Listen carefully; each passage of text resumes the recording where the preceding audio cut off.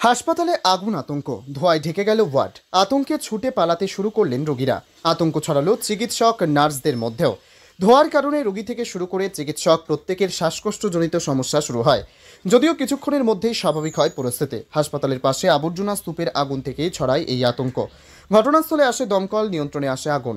মালদা জেলার হরিশ্চন্দ্রপুর গ্রামীণ হাসপাতালে এই আগুন, আতঙ্ক ছড়িয়ে পড়ে। হাসপাতালের পাশেই জমে রয়েছে আবর্জনার স্তূপ, সেখানেই কোনোভাবে আগুন লেগে যায়। তারপরে বিষাক্ত ধোঁয়ায় ঢেকে যায় সমগ্র ওয়ার্ড।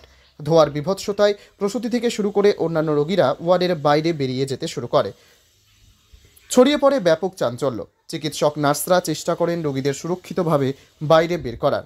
তারাও শ্বাসকষ্টের কারণে সাময়িকভাবে অসুস্থ বোধ করেন।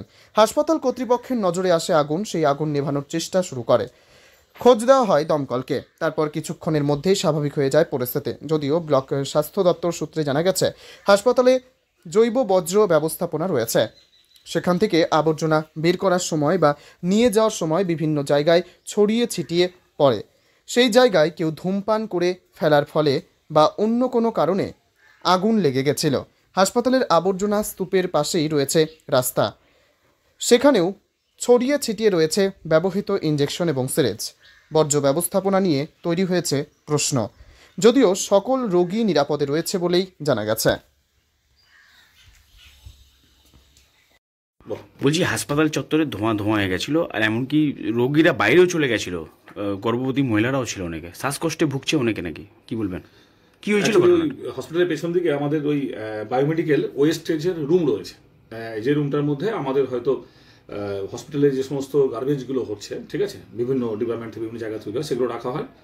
আমাদের নির্দিষ্ট সময়ে আমাদের গাড়ি, যারা বায়োমেডিক্যাল ওয়েস্ট ম্যানেজমেন্টের জন্য যারা আসেন এন্টাইটেলড, তারা গাড়ি নিয়ে আসেন এবং সেগুলো কালেকশন করে তারা এখান থেকে নিয়ে চলে যান। তারপরেও কিছু হয়তো গার্বেজ হয়তো স্টক হয়ে যায় বা কি জমে থেকে যায় কখনো কখনো অল্প স্বল্প।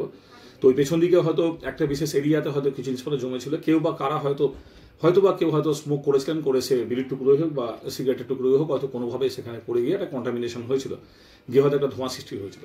এইটা একটা ফ্যাক্টর আছে। সেই ধোঁয়াটা হয়তো কিছু পরিমাণ হসপিটাল থেকে আসছিল বলে ন্যাচারালি ধোঁয়া থাকলে তো একটা আমাদের সমস্যা হয়, সেটা হচ্ছিল।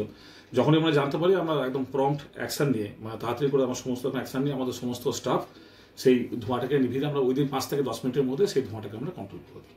আমাদের যেমন হয় আর কি, সবার ক্ষেত্রেই হয়, ধোঁয়া থাকলে হয়। প্রাথমিকভাবে ধোঁয়াটা যখন স্প্রেড করছিল, প্রাথমিকভাবে সমস্যা হচ্ছিল, কিন্তু উইদিন 5 থেকে 10 মিনিটের মধ্যে আমরা ওটাকে কন্ট্রোল করে দিই। বলছি, হাসপাতালের পিছনে স্তূপ রয়েছে আবর্জনা, সেটার কি কোনো ব্যবস্থা? বায়োমেডিক্যাল ওয়েস্টেজ রুম আছে আমাদের ওখানে। বায়োমেডিক্যাল ওয়েস্টেজ রুম দেখা যাচ্ছে যে রাস্তার আশেপাশে ছড়িয়ে ছিটিয়ে রয়েছে। কিছু আছে যেখানে ফেলতে কিছু নোংরা যখন ওখানে স্টক করা হয়, ওই রুমগুলোতে নোংরা স্টক করা হয়, হয়তো স্টক করতে যাওয়ার পথে কিছু নোংরা হয়তো থেকে যেতে পারে, সেটা হতে পারে, সেটা খুবই সামান্য।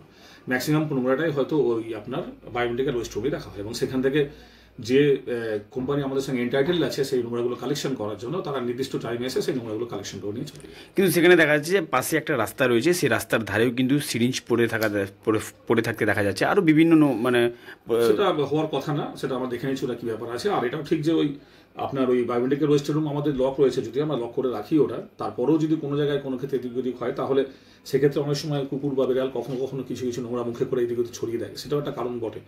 হসপিটালে যদি পুরো এলাকায় যদি পাঁচিল দিয়ে ঘেরা থাকতো, তাহলে এই সমস্যাটা অনেকটা সমাধান হতে হয়তো, ঠিক আছে।